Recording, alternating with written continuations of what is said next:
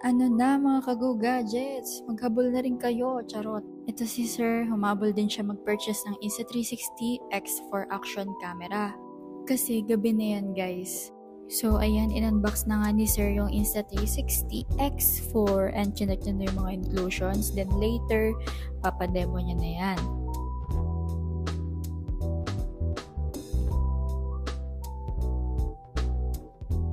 So dito, tinuturuan na si Sir kung paano maglagay ng standard lens card.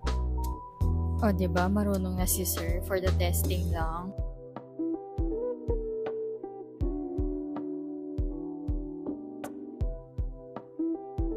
Ayan, dinedemo na kay Sir kung paano gamitin at iset up sa phone.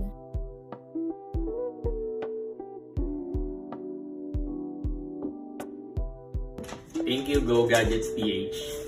Thank you, Sir. Thank you.